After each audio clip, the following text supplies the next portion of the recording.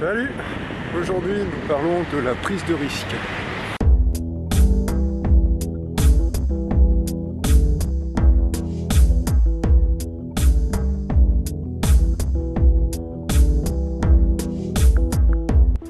Salut, c'est Baptiste. Aujourd'hui nous parlons donc de la prise de risque. Avant toute chose, tu es libre de recevoir mon e-book gratuit, 8 clés pour retrouver ton énergie. Je t'invite à cliquer juste au-dessus et en échange, je te donne cette nouvelle s'il te plaît. Alors aujourd'hui nous parlons donc de la prise de risque. Et parce que c'est important quoi. Alors la prise de risque. Il y a la prise de risque. Alors pourquoi est-ce que c'est important de prendre des risques? Parce que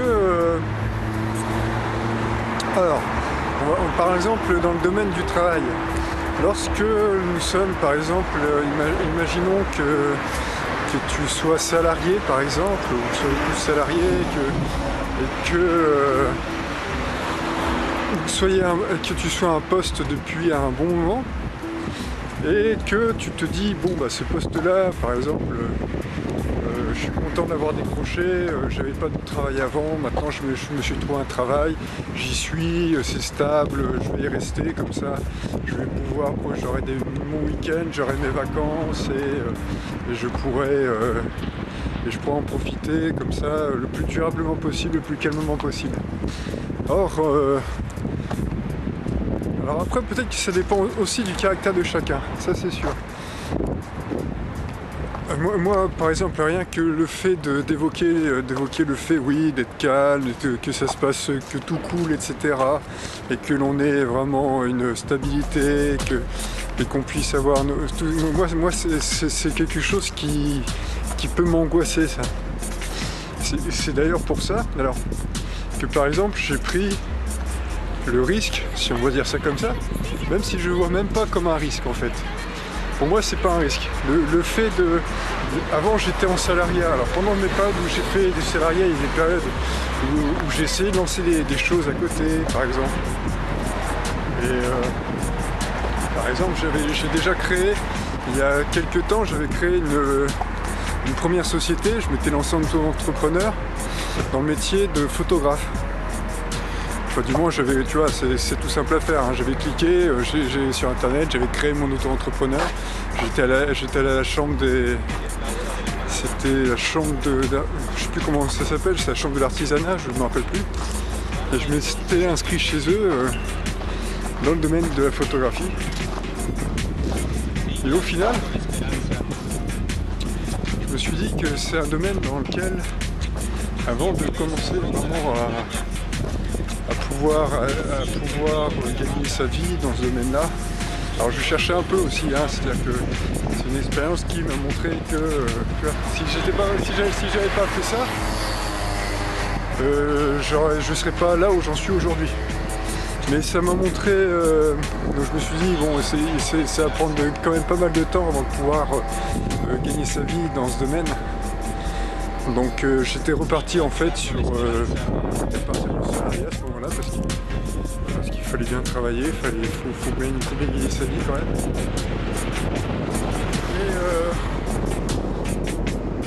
Mais c'était une prise de risque déjà. Et ensuite le fait, par exemple, moi je te raconte mon histoire, le fait de... À un moment donc je me suis mis, donc là j'étais salarié pendant quelques années. Et puis au bout d'un moment, bon, j'ai épuisé à peu près toutes les solutions qui je trouvais dans le domaine et que j'avais envie d'autre chose. C'est-à-dire que le métier dans lequel j'étais, donc je faisais de la prospection pour les énergies renouvelables. Dans ce métier-là, l'étape suivante, c'était soit de se mettre en indépendant et d'aller sur le terrain, vendre des choses, soit d'essayer de partir sur autre chose un peu différent. Et moi, le fait de faire du commercial sur le terrain, j'avais déjà essayé ça. Donc c'est pas comme si j'essayais une expérience nouvelle, c'était déjà quelque chose que je connaissais. Donc après mûre réflexion, on va dire ça comme ça, eh bien j'ai décidé de partir sur autre chose. Et donc moi après j'ai eu l'opportunité d'aller, j'ai pris les opportunités qui se présentaient d'aller voyager un peu. Et ça m'a donné goût à d'autres horizons en fait, que de faire par exemple du commercial sur le terrain, même si c'est un très beau métier. C'est pas du tout la question, c'est que moi j'avais déjà essayé avant. Donc refaire du commercial sur le terrain, dans un endroit, dans une région, d'être un peu cloué sur place, etc. Ouais, sur le coup ça me faisait que moyennement envie, quoi. Donc j'ai décidé de partir sur autre chose. C'est ce que j'ai fait, je suis parti sur autre chose, donc je me suis mis à mon compte. Et maintenant ça va faire bientôt 1 an que je suis à mon compte. Officiellement. Et ça peut être considéré comme une prise de risque. Mais pour moi c'est pas une prise de risque, hein. C'est-à-dire que je vois pas comment j'aurais pu faire autrement. Et j'ai choisi de faire comme ça. C'est vraiment un choix. Et ça me permet d'être... si j'étais resté au même poste où j'étais, et j'aurais pu continuer comme ça pendant des années, au même poste, c'est moi qui suis parti, hein, c'est moi qui ai fait les démarches de vouloir partir. Et j'aurais pu rester comme ça des années au même poste et au final c'est-à-dire avoir en plus un patron au-dessus de moi. Alors ça dépend des caractères. Je sais qu'il y a des gens qui n'ont pas forcément envie d'être entrepreneurs. Moi c'est quelque chose qui me fait envie pour le simple fait que j'ai envie d'être libre en fait. Je trouve que la vie est trop courte pour avoir des patrons au-dessus de soi, obéir à des horaires, des choses comme dans ce genre-là. Je dénigre pas du tout le fait d'être salarié, hein. Au contraire, il faut bien travailler, et puis ça correspond plus au caractère peut-être de certaines personnes. Mais moi je m'y retrouvais plus là. Donc je suis parti sur autre chose et donc je me suis mis auto-entrepreneur. Donc il y a une prise de risque. Et cette prise de risque-là, elle fait que c'est comme ça qu'on évolue dans la vie. C'est-à-dire qu'il y a un moment où on se retrouve à un petit peu un embranchement. Et puis il faut choisir un peu de quel côté on va aller. Et on peut essayer de conserver, c'est pas forcément du tout blanc ou du tout gris ou du tout noir. Ça peut être un peu gris quoi. On peut très bien faire du salariat et puis essayer de se lancer une petite activité à côté. Au fur et à mesure, il y a quelquefois,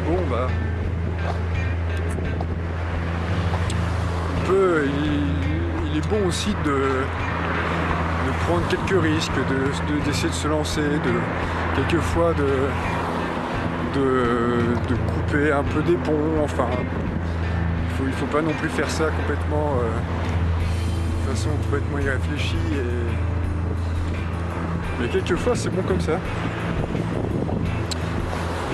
Moi je reprends encore cet exemple-là, on va dire que je me répète, mais ceci dit, quand je suis parti à Barcelone l'été dernier, j'ai pris mon billet la veille pour le lendemain. Vraiment la veille, j'ai pris mon billet vendredi soir, le samedi j'étais dans l'avion. Et je sais plus, ouais c'était ça, c'était un vendredi pour un samedi. Et alors là, est-ce que c'est une prise de risque? Pas vraiment, c'est du pur plaisir. Mais ceci dit, si tu fais pas cette démarche-là, ça demande quand même de sortir de ta zone de confort. Même le fait de réserver un billet d'avion pour aller dans un pays que tu connais pas, que tu te dis que tu vas te balader, mais ça demande de sortir de ta zone de confort. C'est-à-dire que tu restes pas posé sur ta chaise, attendre que la vie se passe, et que tu connais que les mêmes choses. Le but c'est de connaître d'autres choses, de connaître des nouvelles choses. Et donc pour ça, il faut, c'est une sorte un peu de prise de risque, même si au contraire, pour moi en tout cas c'est un vrai plaisir ça de voyager.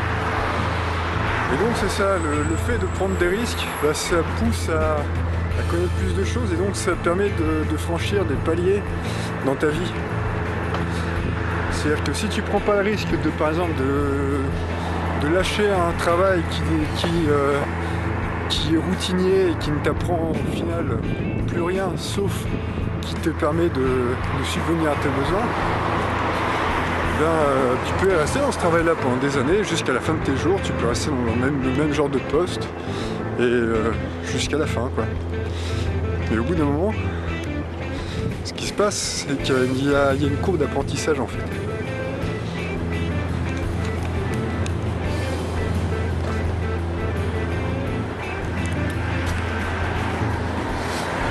C'est que tu as une courbe d'apprentissage. Et si au bout d'un moment tu stagnes et que tu n'apprends rien, tu as de grandes chances, par exemple, ce qu'on appelle se reposer sur ses acquis, et tu as de grandes chances, pour prendre l'image, c'est comme quelqu'un qui a un bon fauteuil, tu vois, qui a un fauteuil où il a fait sa petite place dedans. Tu vois, il est bien formé, son fauteuil.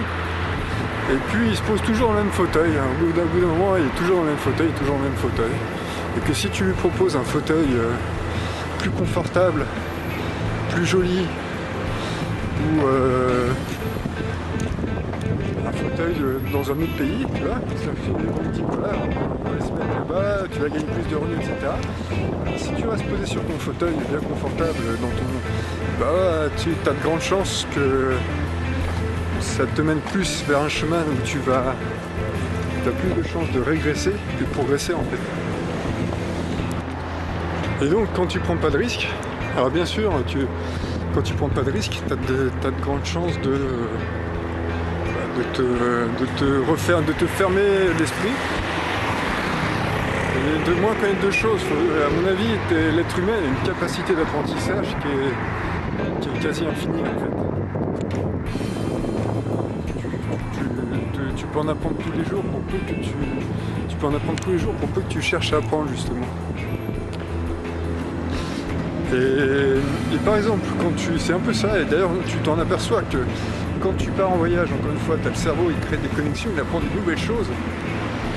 Et ce qui fait qu'au final, c'est ce dont j'avais déjà parlé au final, quand tu arrêtes, quand tu restes ensuite, quand tu reviens par exemple chez toi et que tu restes trop longtemps, au bout d'un moment, tu n'évolues plus. Et donc il faut redécouvrir des nouvelles choses pour pouvoir progresser. Donc voilà, c'est tout l'intérêt de prendre des risques et d'aller de ne pas se reposer sur ses lauriers et sur ses acquis.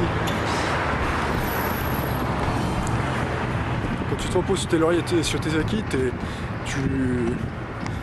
surtout par exemple dans un environnement, on va dire dans un environnement compétitif, eh bien si par exemple, imagine que tu sois salarié, que tu sois commercial, que tes collègues commerciaux en vacances ils partent dans un autre pays, que toi tu restes dans la même ville et que tu fais la même chose, tu as de grandes chances que quand ils vont revenir, par exemple tes collègues commerciaux, bizarrement, tu vas trouver qu'ils vont être plus à l'aise avec les gens, ils vont faire des meilleurs chiffres que toi, ils auront moins de stress. Tout ça parce qu'ils seront sortis de leur zone de confort, qu'ils seront allés visiter des nouvelles choses, qu'ils auront eu l'envie d'être curieux, qu'ils ont alimenté leur curiosité.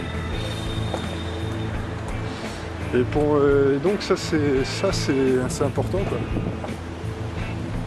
C'est plutôt pas mal d'alimenter sa curiosité.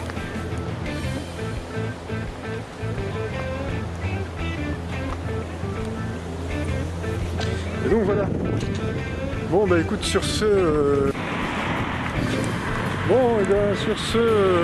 si la vidéo t'a plu, tu peux me laisser un pouce bleu. Sinon, tu es libre également de t'abonner si tu le souhaites. Et puis je te dis à bientôt pour une nouvelle vidéo. Salut!